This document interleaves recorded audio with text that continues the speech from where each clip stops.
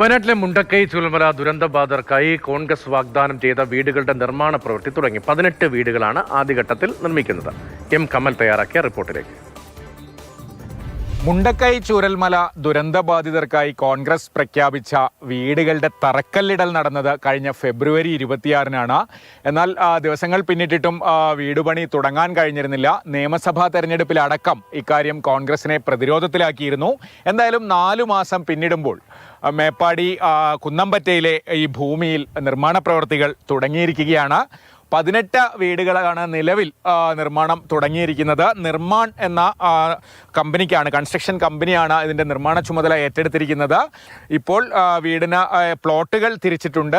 തറ നിർമ്മിക്കാനുള്ള പ്രവൃത്തിയാണ് തുടങ്ങിയിരിക്കുന്നത്. ഇനി കാര്യങ്ങൾക്ക് താമസം ഉണ്ടാകില്ല എന്നുള്ളതാണ് നേതാക്കൾ എല്ലാവരും പറയുന്നത്. ആദ്യത്തെ ഫസ്റ്റ് ഫേസിലുള്ളതായിരിക്കുന്ന വീടിൻ്റെ പെർമിഷൻ കിട്ടിയതനുസരിച്ചുള്ള നിർമ്മാണ പ്രവർത്തനങ്ങൾ തുടങ്ങി. അതിൻ്റെ ബാക്കിയുള്ള കാര്യങ്ങളൊക്കെ മുന്നോട്ട് നീങ്ങുകയാണ്.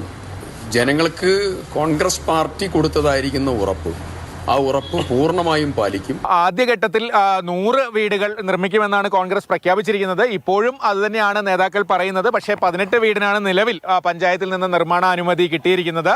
സാങ്കേതികമായ ചില പ്രശ്നങ്ങളൊക്കെ ഉണ്ടായിരുന്നു അനുമതി കിട്ടാൻ.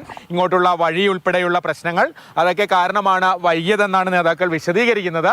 എന്തായാലും വീടുപണി തുടങ്ങി എന്നത് വലിയ ആശ്വാസകരമാണ് സർക്കാരിനെ സംബന്ധിച്ചും അതുപോലെ കോൺഗ്രസിനെ സംബന്ധിച്ചും. ഇനി കൂടുതൽ വിശദീകരണം വേണ്ടിവരില്ല. നിർമ്മാണ പ്രവൃത്തി തുടങ്ങി എന്ന കാര്യമെങ്കിലും നേതാക്കൾക്ക് പറയാൻ കഴിയും. എന്തായാലും എത്രയും പെട്ടെന്ന് ഈ ദുരന്തബാധിതർക്ക് ടൗൺഷിപ്പിലും മുസ്ലിം ലീഗിൻ്റെ വീടുകളും ഒക്കെ കുറേ പൂർത്തിയായി കഴിഞ്ഞു. ടൗൺഷിപ്പിൽ ഇനിയും പൂർത്തിയാകാനുണ്ട്.